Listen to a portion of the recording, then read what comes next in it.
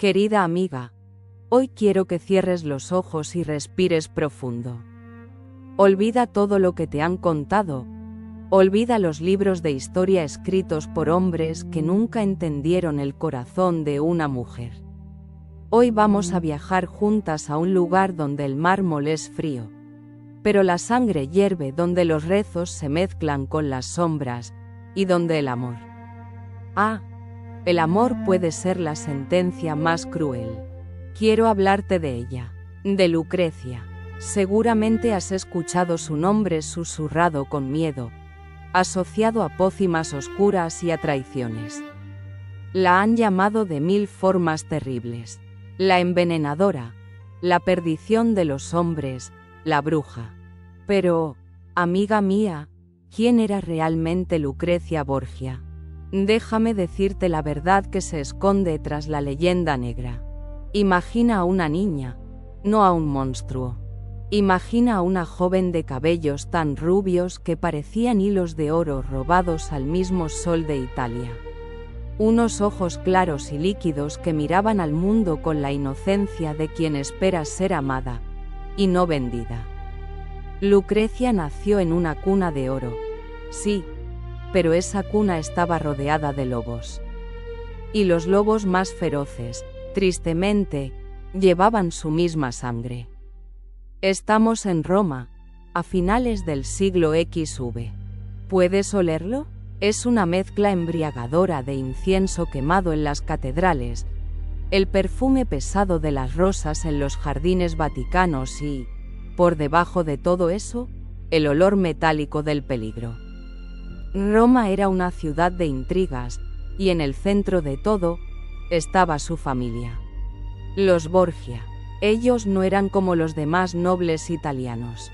Ellos eran diferentes. Eran españoles. Llevaban en sus venas la sangre caliente de Valencia. Eran apasionados, ruidosos, ambiciosos y terriblemente unidos.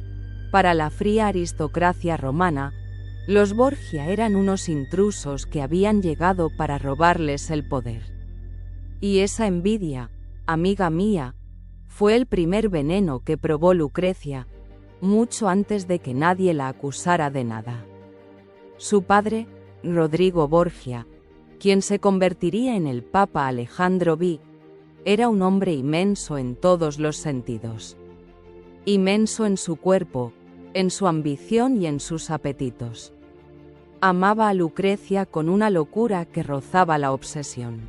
Para él, ella no era solo una hija, era su joya más preciada, su muñeca de porcelana. ¿Te imaginas crecer bajo la sombra de un padre que es, literalmente, el representante de Dios en la tierra? Un padre que te dice que te adora, mientras calcula fríamente a quién debe entregarte para ganar un poco más de poder. Y luego estaba César, su hermano, César Borgia. Si Rodrigo era el sol abrasador, César era la noche oscura y tormentosa. Bello como un ángel caído, fuerte, brillante y letal. Se dice que entre ellos había un vínculo tan estrecho que desafiaba lo natural, y de ahí nacieron los rumores más oscuros. Pero, ¿acaso no es posible que, en un mundo donde todos querían usarlos, ellos simplemente se aferraran el uno al otro como náufragos en una tormenta? César celaba a su hermana con la ferocidad de un guardián y la posesividad de un carcelero. Nadie era lo suficientemente bueno para Lucrecia, porque nadie podía amarla como ellos, su familia. Lucrecia creció rodeada de arte, música y poesía. Aprendió a hablar varios idiomas, a bailar con la gracia de una ninfa, a bordar y a recitar versos. Era dulce, amiga mía, terriblemente dulce y complaciente. Ese fue su mayor defecto: ser una hija obediente en una época donde la obediencia significaba la anulación del alma. ¿Cuántas veces nosotras mismas hemos dicho sí solo para no defraudar a quienes amamos? ¿Cuántas veces hemos sonreído tragándonos las lágrimas para mantener la paz en el hogar? Lucrecia fue la maestra de ese sacrificio silencioso. Ella soñaba con el amor romántico, ese que leía en los poemas.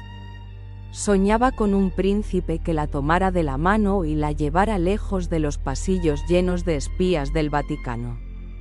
Pero su padre y su hermano no veían sus sueños. Ellos veían un mapa de Italia, y Lucrecia era simplemente una ficha en su tablero de ajedrez. Una ficha hermosa, dorada y valiosa, pero una ficha al fin y al cabo.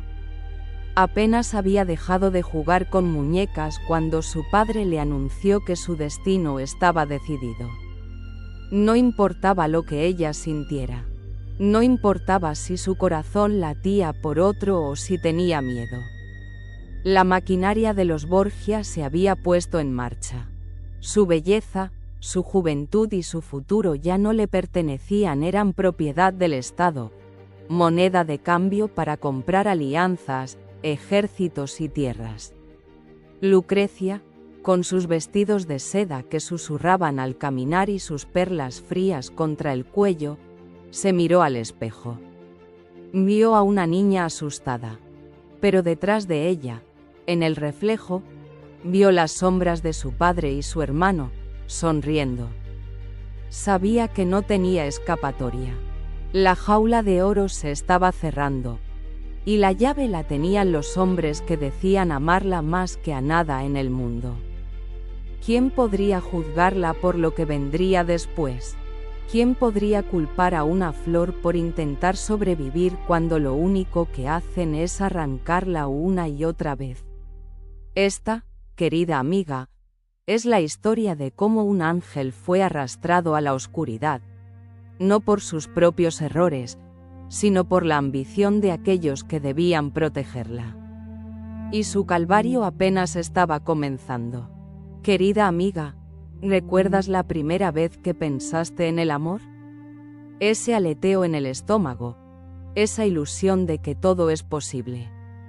Ahora, imagina que te roban eso antes de que puedas siquiera entenderlo.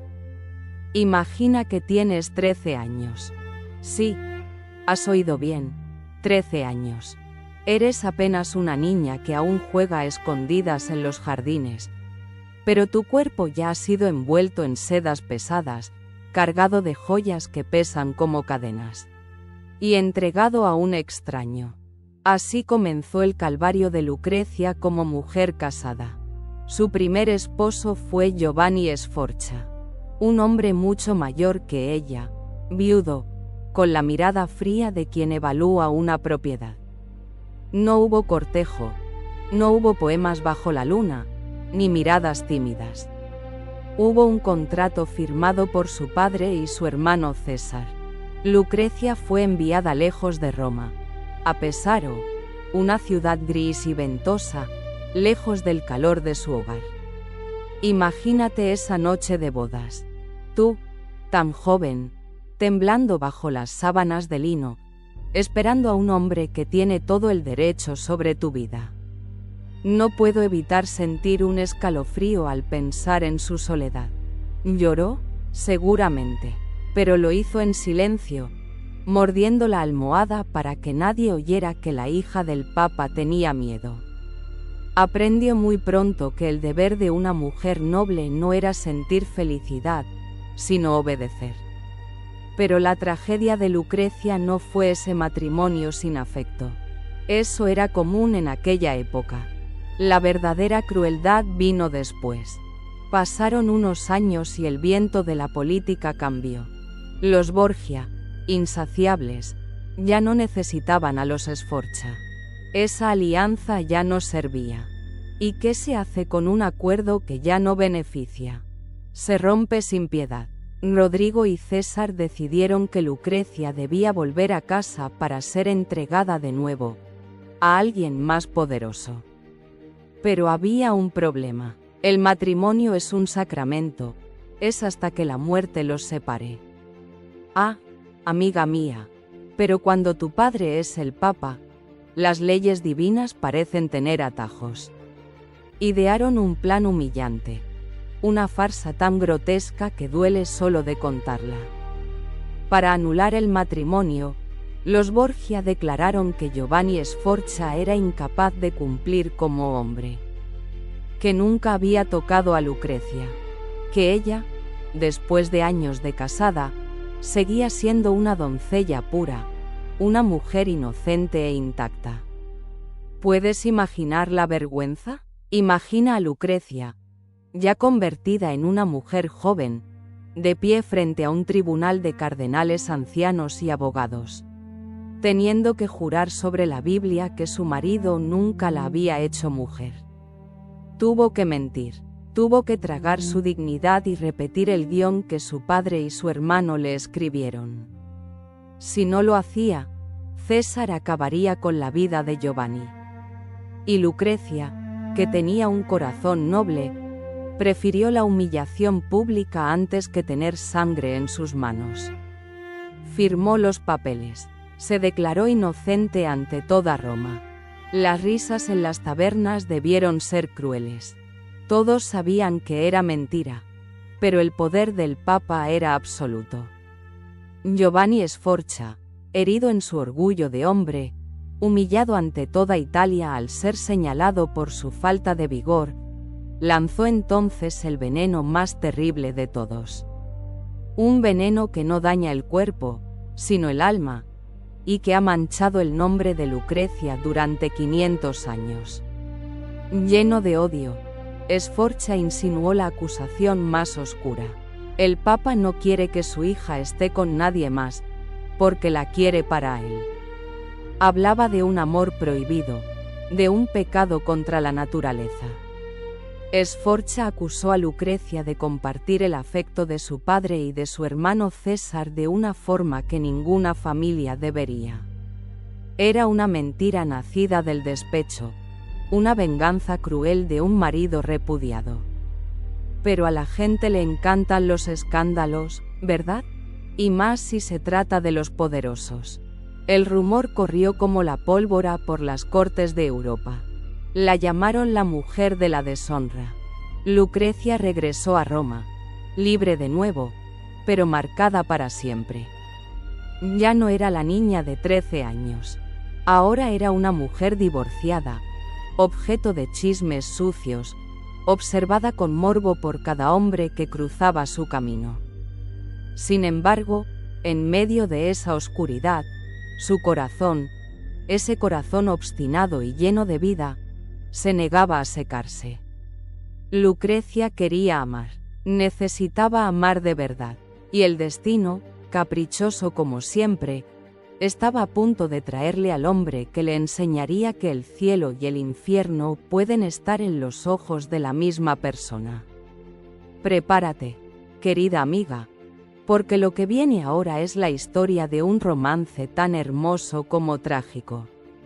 Un amor que floreció entre espinas, breve y brillante como un relámpago antes de la tormenta.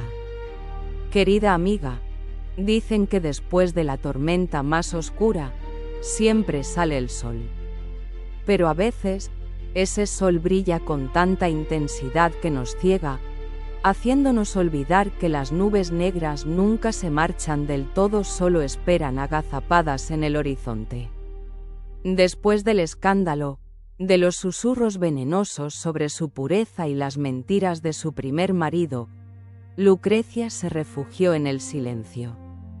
Se escondió en un convento, buscando en la oración la paz que su familia le negaba. Imagínala allí, vestida de negro, pálida, con el alma llena de cicatrices a sus 18 años. Pensaba que su vida había terminado, que su corazón estaba seco como una hoja de otoño. Pero el destino, amiga mía, tenía preparado un giro inesperado. Un giro que tenía nombre de príncipe y rostro de ángel. Alfonso de Aragón. Cuando su padre, el Papa, le anunció su segundo matrimonio, Lucrecia tembló. Esperaba otro hombre mayor, otro contrato frío, otra humillación. Pero cuando Alfonso entró en la sala, el tiempo se detuvo. Déjame describírtelo, porque las crónicas de la época no mienten. Alfonso era, Sencillamente, el joven más hermoso que jamás había pisado Roma. Tenía 17 años, uno menos que ella. Era alto, de porte atlético, con unos ojos oscuros y melancólicos que parecían leer el alma, y una sonrisa capaz de derretir el invierno más crudo. No tenía la mirada calculadora de los Borgia, tenía la suavidad de la brisa del sur, de Nápoles. Por primera vez en su vida, Lucrecia no tuvo que fingir. ¿Has sentido alguna vez ese chispazo? Ese momento en que miras a alguien y sabes en lo más profundo de tus entrañas, que has llegado a casa. Eso fue lo que sintió Lucrecia. Se enamoró perdidamente, no como una princesa política, sino como una mujer joven que descubre que su cuerpo y su corazón están hechos para la ternura. La boda se celebró en el Vaticano, pero esta vez, bajo el dosel nupcial, no había miedo. Cuando Alfonso tomó su mano, no la apretó como si fuera una posesión, la sostuvo con delicadeza, como si tuviera miedo de romperla. Y esa noche, amiga, esa noche las sábanas de seda dejaron de ser una prisión fría para convertirse en un refugio de pasión. Se amaron con la desesperación de los que saben que el tiempo es corto. Lucrecia descubrió el aroma de la piel de un hombre amado, el sonido de su risa al despertar, la seguridad de unos brazos que la protegían de las intrigas de su propia familia. Alfonso la adoraba. Para él, ella no era la hija del Papa ni la mujer de los rumores, era su Lucrecia, su luz, su esposa. Fueron los días dorados. Lucrecia floreció. Su belleza, que antes era fría y distante, se volvió cálida y radiante.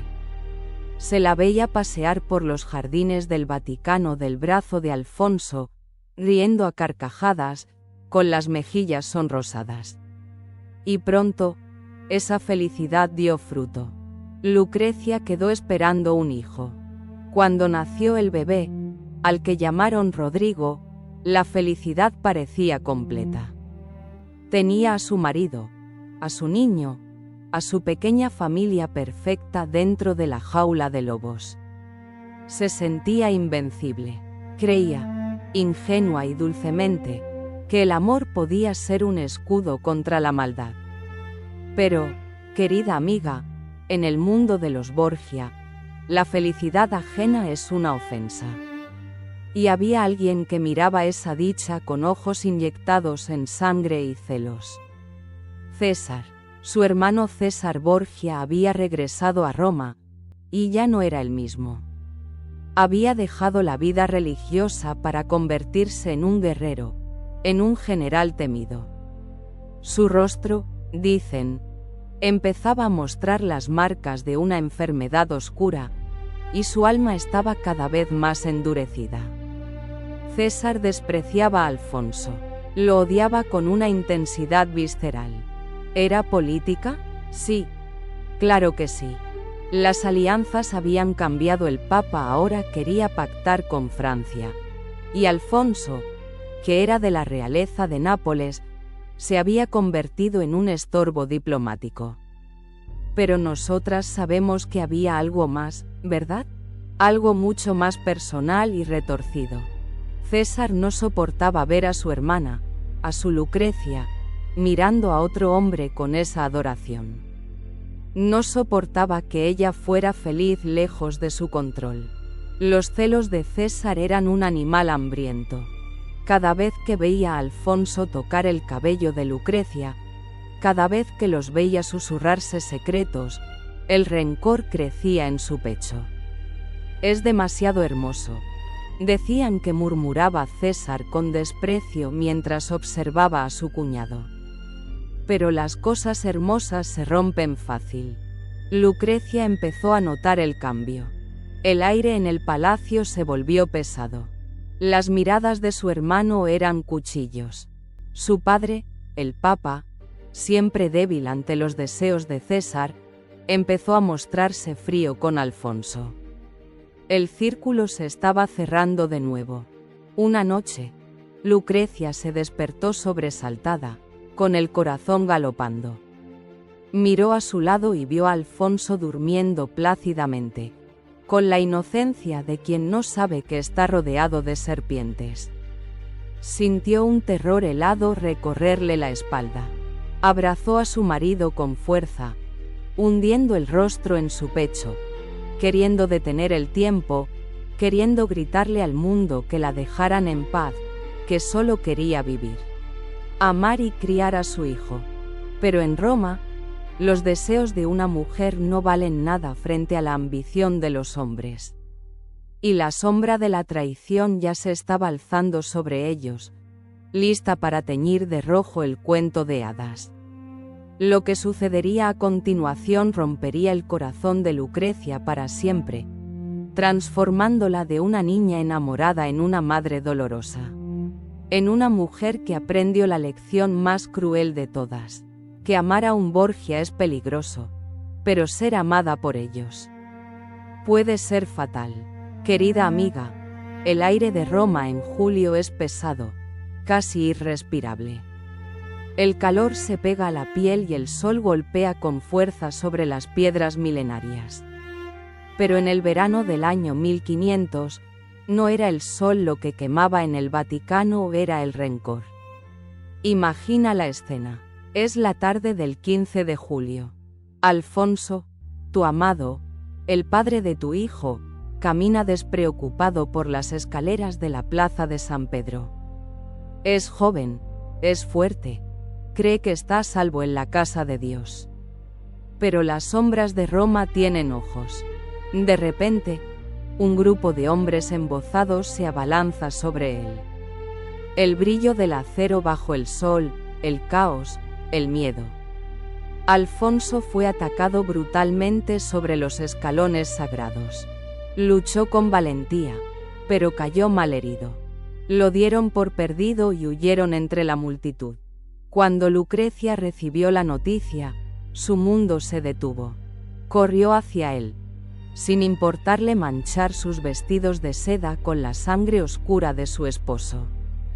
¿Puedes sentir su desesperación? Ver al hombre que amas, pálido, roto, luchando por cada bocanada de aire. Pero Lucrecia no se desmoronó. No todavía. En ese momento, la niña asustada desapareció y nació la leona. Ordenó que llevaran a Alfonso a sus propios aposentos, dentro del palacio apostólico. Sabía que un hospital o cualquier otra habitación sería peligrosa. Sabía, en el fondo de su alma, de dónde venía el ataque. No eran ladrones, amiga mía. Era su propia sangre. Durante 30 días y 30 noches, Lucrecia se convirtió en la guardiana de su marido. Imagínala, ojerosa, sin dormir, sentada al borde de la cama, secando el sudor de la frente de Alfonso, susurrándole palabras de amor para mantenerlo atado a este mundo. El miedo era su compañero constante. Lucrecia conocía bien las artes oscuras de su época, así que tomó una decisión radical. Ella misma preparaba la comida de Alfonso en un pequeño hornillo en la habitación. Y no solo eso. Delante de los médicos y sirvientes, Lucrecia probaba cada bocado y cada sorbo de agua antes de dárselo a él. Si él se va, yo me voy con él, parecía decir con cada gesto. ¿Qué mujer no haría lo mismo? Cuando el amor es verdadero, nos convertimos en escudos humanos. Y milagrosamente, Alfonso empezó a recuperarse. Su juventud y los cuidados amorosos de Lucrecia estaban ganando la batalla. Las heridas cerraban. La sonrisa volvía a su rostro. Lucrecia empezó a respirar de nuevo, creyendo ingenuamente que el peligro había pasado, que su hermano César vería ese milagro y se apiadaría. Pero César no conocía la piedad cuando algo se interponía en su camino. Un día, César entró en la habitación del enfermo. Caminó despacio, como quien observa algo que le pertenece. Miró a Alfonso, que estaba sentado en la cama, débil pero vivo, y luego miró a Lucrecia con una frialdad que helaba la sangre. Se dice que se inclinó y susurró una frase que ha quedado grabada en la historia: lo que no se hizo a la comida, se hará a la cena. Lucrecia entendió el mensaje. El terror la paralizó. Intentó redoblar la vigilancia, puso guardias en la puerta, llamó a su cuñada para que la ayudara a vigilar. Pero contra el poder de César, no había defensa posible. Llegó el 18 de agosto.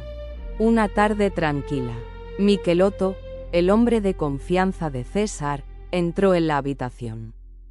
Con una excusa falsa, sacaron a Lucrecia y a su cuñada de la habitación. Imagínate a Lucrecia golpeando la puerta cerrada, gritando el nombre de su marido, arañando la madera hasta lastimarse las manos. Al otro lado, solo hubo un breve forcejeo y luego silencio, un silencio absoluto y aterrador. Cuando la dejaron entrar de nuevo, Alfonso ya no respiraba. No había marcas visibles, simplemente su luz se había apagado para siempre. Le habían arrebatado la vida en su propia cama. Lucrecia cayó de rodillas. No lloró inmediatamente. El dolor era tan grande que no cabía en su cuerpo. Su marido, su hermoso príncipe, el padre de su hijo, había partido bajo su propio techo, por orden de su propio hermano. El Papa Rodrigo, su padre, intentó consolarla. Pero ¿qué consuelo puede dar quien permitió que eso sucediera? César, impasible, declaró que Alfonso había conspirado contra él, que fue un acto necesario. Mentiras. Todos sabían la verdad. Alfonso se fue de este mundo porque Lucrecia lo amaba demasiado, y ese amor era un obstáculo para los Borgia. Lucrecia se rompió. Su dolor fue tan salvaje, tan profundo, que incluso su padre se asustó. La enviaron lejos de Roma, al castillo de Nepi, para que pasara su luto. Allí, vestida de negro riguroso, rodeada de muros de piedra, Lucrecia firmaba sus cartas como la infelicísima. Ya no quedaba nada de la niña dulce. Había aprendido que en el juego de poder de su familia, su corazón era el sacrificio constante. Había perdido al amor de su vida, pero le quedaba algo. Le quedaba su hijo, el pequeño Rodrigo, el fruto de ese amor trágico. Y por él, solo por él, decidió levantarse de las cenizas una vez más. Pero el destino aún no había terminado con ella. La pieza de ajedrez debía moverse de nuevo. Una nueva boda se avecinaba, un nuevo destino lejos de Roma. Pero esta vez, el precio a pagar sería el más alto que una madre puede imaginar. Dejar atrás su propio corazón. Querida amiga, ¿cuál es el dolor más grande que puede soportar una mujer? ¿La despedida de un esposo? ¿La deslealtad? No. Las que somos madres sabemos que hay un dolor aún más agudo, un filo que corta directamente las entrañas. Tener que separarse de un hijo. Lucrecia había sobrevivido a la pérdida de su amado Alfonso. Se había levantado de su lecho de duelo, secándose las lágrimas negras, porque sabía que la rueda de la fortuna de los Borgia no se detenía. Su padre y su hermano ya tenían un nuevo plan. Un plan grandioso. Querían casarla con Alfonso d'Este, el heredero del ducado de Ferrara. Esto no era cualquier matrimonio. Los Este eran una de las familias más antiguas y orgullosas de Italia. Ellos miraban a los Borgia con desprecio, considerándolos unos advenedizos españoles, unos nuevos ricos manchados de sombras y escándalos. Para la corte de Ferrara, Lucrecia no era una princesa, era una mujer con una reputación tan destruida que ningún hombre de honor querría acercarse a ella. Pero el Papa Alejandro V tenía algo que los necesitaban desesperadamente: poder y dinero, muchísimo dinero. Así que se cerró el trato. Lucrecia fue entregada por tercera vez. El precio fue una dote astronómica, carretas llenas de oro y joyas que viajarían con ella hacia el norte. Pero había una condición cruel, escrita con letras invisibles en el contrato matrimonial, una exigencia de su futura familia política que le heló la sangre. Lucrecia debía ir a Ferrara sola. No podía llevarse a Rodrigo, su pequeño hijo de 2 años. El hijo del hombre cuya vida le habían arrebatado. Para los orgullosos ese niño era sangre ajena, un recordatorio inconveniente de los escándalos pasados. No querían ese niño en su corte. Imagínate el momento en que se lo dijeron. Lucrecia, en sus aposentos, abrazando al pequeño Rodrigo contra su pecho, sintiendo su corazoncito latir contra el suyo, su olor a leche y a sueño. Sus manitas aferradas a su vestido.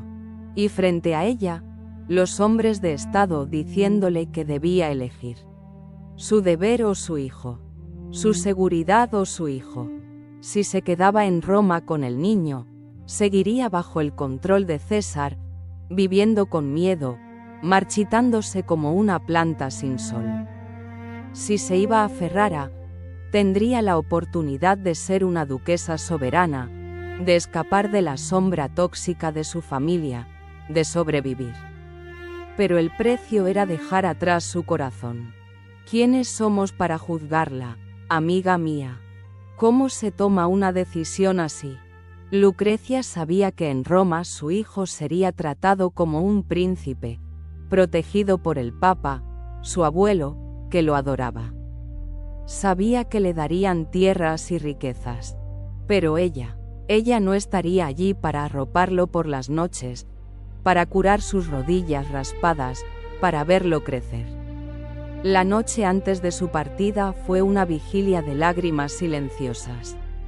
Lucrecia recorrió la cuna de su hijo con los dedos, memorizando cada rasgo de su rostro, cada rizo de su cabello. Como si quisiera grabarlo a fuego en su memoria para que el tiempo no lo borrara. Lo besó 1000 veces, susurrándole promesas que no sabía si podría cumplir. Volveré por ti, mi amor. Mamá siempre te amará. Todo esto es por ti. Al amanecer, Roma se vistió de gala. Una caravana impresionante esperaba para escoltar a la novia. Lucrecia salió del Vaticano vestida con brocados de oro y rubíes, montada en un caballo blanco, hermosa como una diosa. La gente la vitoreaba, lanzaba flores a su paso. Veían a una mujer triunfante, a la hija del Papa en la cima de su gloria. Pero nadie miraba sus ojos. Si hubieran mirado sus ojos, habrían visto el vacío. Habrían visto el alma de una madre a la que le acaban de arrancar una parte de su ser. Mientras la comitiva cruzaba las puertas de la ciudad, Lucrecia giró la cabeza hacia atrás una última vez. Miró hacia el balcón del Vaticano. Allí estaban su padre y su hermano César, saludándola, satisfechos con su negocio.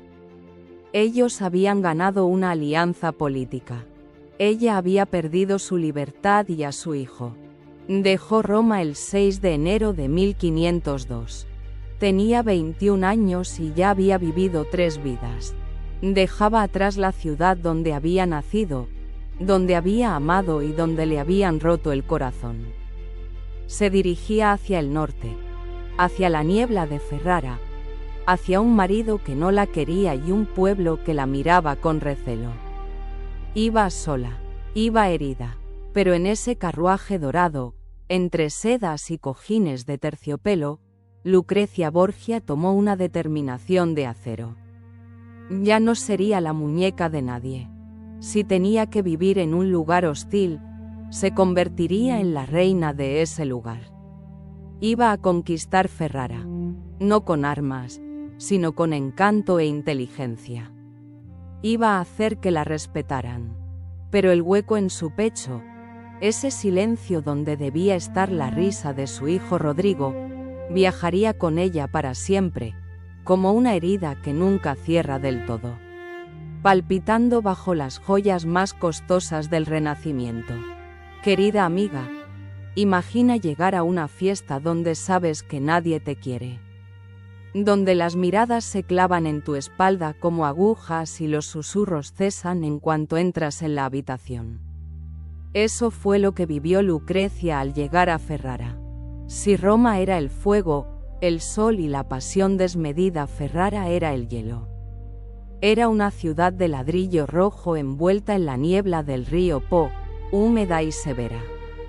Y así, gélido y gris, fue el recibimiento que le dieron. Su nuevo esposo, Alfonso d'Este, no se parecía en nada a su amado príncipe que partió. Este Alfonso era un hombre rudo, un soldado obsesionado con la artillería, con los cañones y la fundición de metales. No le interesaban los versos de amor ni las sedas. Había aceptado casarse con Lucrecia solo por una razón: la dote. El oro del Papa serviría para comprar más pólvora. Imagínala bajando de su carruaje, entumecida por el viaje, enfrentándose a esta familia orgullosa que la miraba con desdén. Las mujeres de la corte, lideradas por su cuñada Isabela d'Este, una mujer brillante pero terriblemente vanidosa, estaban listas para destrozarla. Esperaban ver a una mujer de mala vida, a una persona vulgar, escandalosa, vestida con demasiadas joyas y con la mirada desafiante de la que tanto se hablaba en los rumores. Pero, amiga mía, qué sorpresa se llevaron. Lucrecia bajó del carruaje y lo que vieron fue la encarnación de la elegancia. No había arrogancia en sus ojos, sino una dulzura triste y reposada. Saludó con una reverencia perfecta, habló en un italiano culto y suave, y besó la mano de su suegro con la humildad de una hija devota. En ese preciso instante, Lucrecia comenzó su batalla más difícil, la conquista del respeto. ¿Sabes lo difícil que es cambiar la opinión de alguien que ya ha decidido juzgarte? Es como intentar mover una montaña con las manos desnudas. Pero Lucrecia tenía un arma secreta que nadie esperaba: su bondad y su inteligencia. Mientras su marido se pasaba los días entre sus cañones y sus asuntos privados, Lucrecia se dedicó a transformar aquel castillo frío en un hogar. Llenó los salones de música, de poetas y de artistas. Hizo que las paredes de piedra, acostumbradas al eco de las órdenes militares, escucharan por primera vez la risa y la poesía. Y no solo eso, Lucrecia demostró que tenía la mente de un estadista. Cuando su marido debía marchar a la guerra, que era a menudo, ¿a quién dejaba a cargo del ducado? ¿A sus generales? No, dejaba a Lucrecia. La española, la mujer de la leyenda negra, resultó ser una administradora brillante. Revisaba las cuentas, escuchaba las quejas de los campesinos, firmaba decretos y protegía a los desfavorecidos de la ciudad con un sentido de justicia que sorprendió a todos. El pueblo, esa gente sencilla que no entiende de intrigas palaciegas pero sí de hambre y bondad, empezó a amarla. Ya no la llamaban la Borgia con desprecio. Empezaron a llamarla la madre del pueblo. Decían que cuando pasaba en su carruaje, su cabello rubio iluminaba las calles grises de Ferrara como un rayo de sol divino. Incluso su marido, el tosco Alfonso, terminó rindiéndose ante la evidencia. No fue un amor apasionado y romántico como el que ella vivió en el pasado, no nos engañemos. Fue algo quizás más sólido. Respeto. Se dio cuenta de que esa mujer no era una carga, sino su mejor aliada. una compañera leal que guardaba su espalda. Pero nosotras, tú y yo, sabemos que detrás de esa sonrisa perfecta de duquesa, detrás de los bailes y los banquetes que organizaba, había una mujer que actuaba para sobrevivir. Lucrecia se había puesto una máscara de porcelana. Por las noches, cuando se quitaba las pesadas vestiduras de gala y soltaba su cabello frente al espejo, la tristeza volvía a sus ojos. Escribía cartas desesperadas a Roma preguntando por su hijo Rodrigo, ese niño que había tenido que abandonar. Las respuestas eran escasas, y cada carta que no llegaba era una herida más en su alma. Lucrecia había logrado lo imposible. Había limpiado su nombre. Había pasado de ser la mujer más señalada de Italia a ser una duquesa venerada, modelo de virtud y mecenas de las artes. Los poetas más famosos de la época le dedicaban versos llamándola la perla más brillante. Pero amiga, las perlas se forman a partir del dolor de una ostra, ¿verdad? Y el brillo de Lucrecia nacía de su sufrimiento contenido. Se rodeó de belleza para no ver la dureza de su pasado. Buscó el consuelo en el arte porque el amor de los hombres solo le había traído desgracia. Y justo cuando parecía que había encontrado un equilibrio, que la vida le daba un respiro en su madurez, el destino volvió a llamar a su puerta. Esta vez, no con intrigas, sino con la naturaleza misma. El cuerpo de una mujer tiene límites, y el de Lucrecia, después de tantos partos, tantos viajes y tanta angustia, empezaba a flaquear.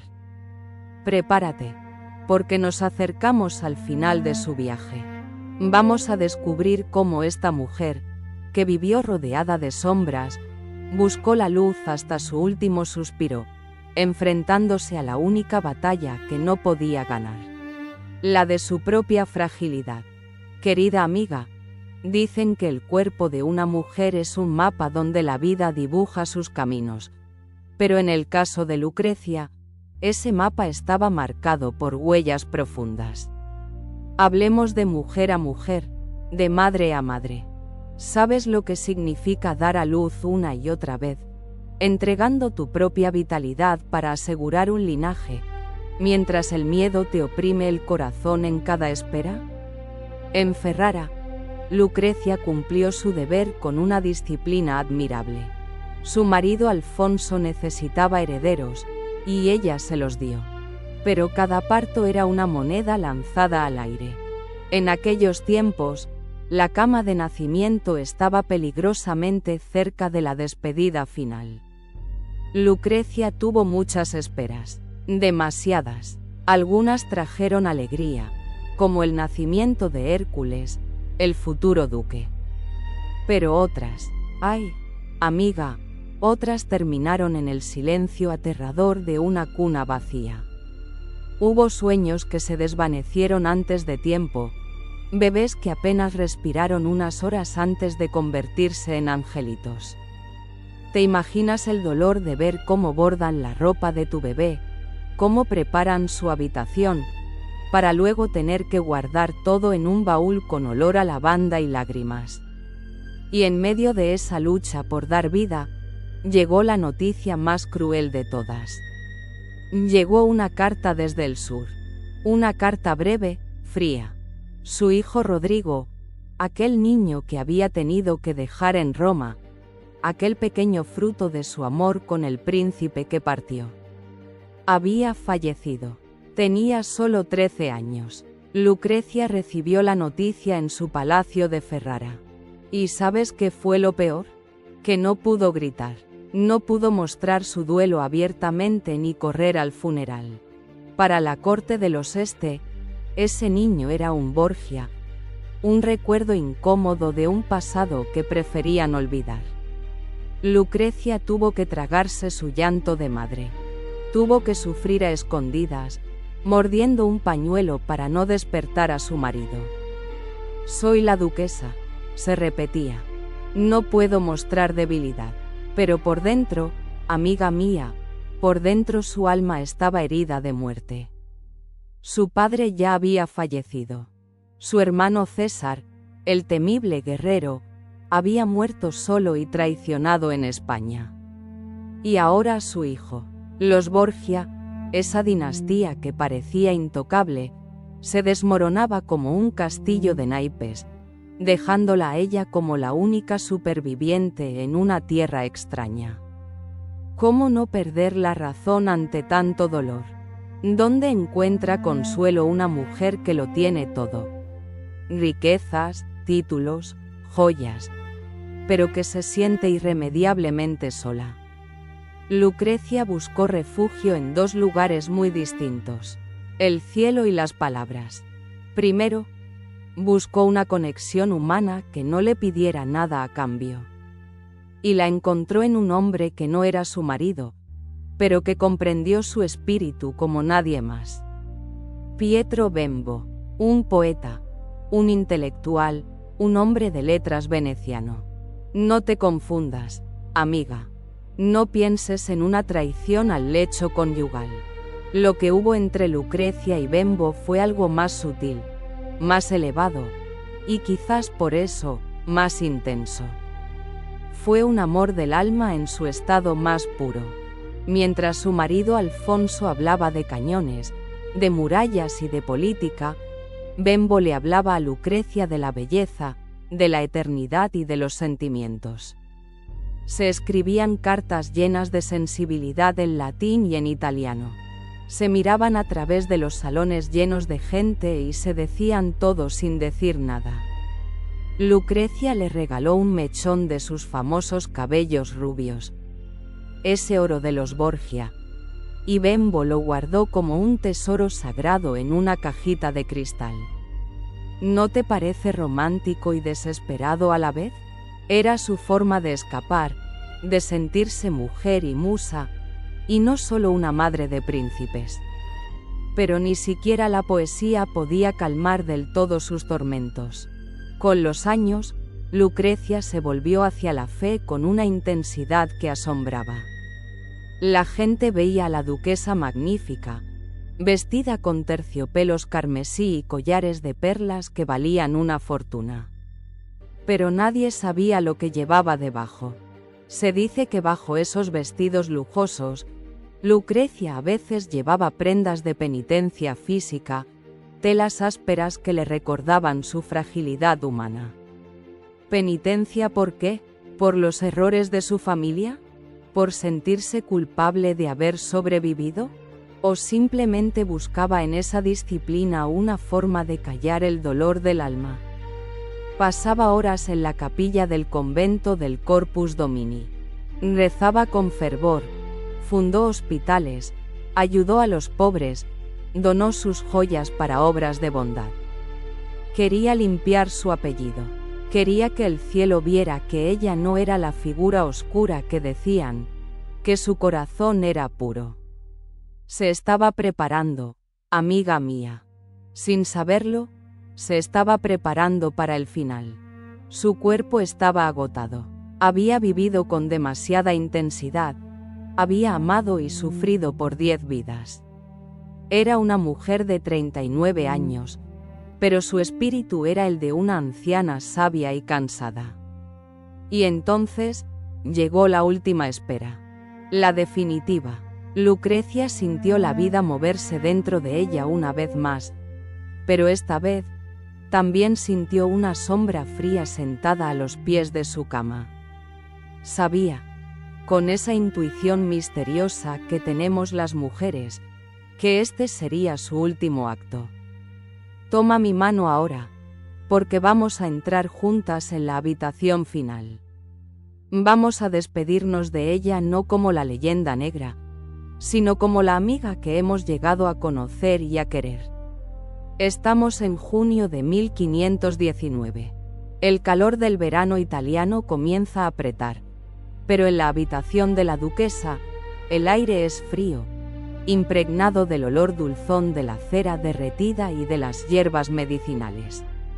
Lucrecia ha dado a luz a una niña, Isabela María. Pero esta vez, El milagro de la vida viene de la mano con la sombra de la despedida. La niña es débil, pequeña, frágil como un pajarillo caído del nido. Y Lucrecia está exhausta. Su cuerpo, castigado por tantas esperas y tanta tristeza contenida, dice basta. La fiebre, ese enemigo invisible y letal de tantas mujeres a lo largo de la historia, se apodera de ella.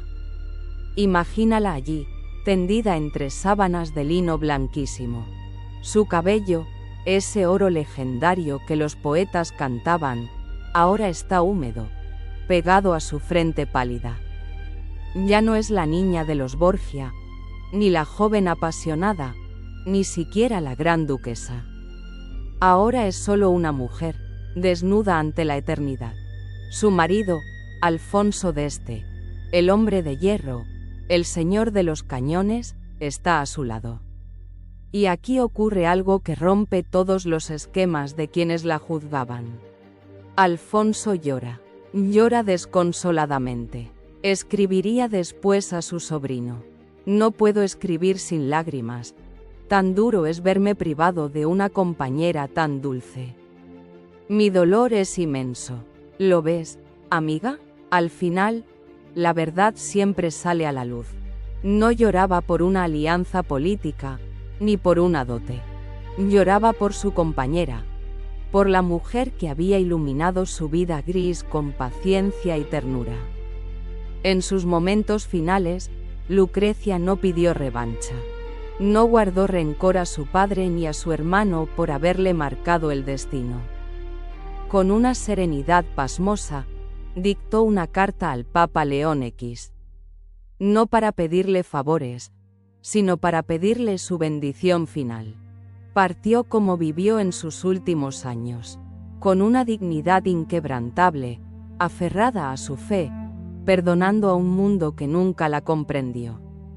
El 24 de junio, Lucrecia cerró los ojos para siempre. Tenía solo 39 años. Dicen que, en el momento de partir, su rostro recuperó la dulzura de la infancia. Quiero creer, querida amiga, que en ese último suspiro, Lucrecia no vio la oscuridad.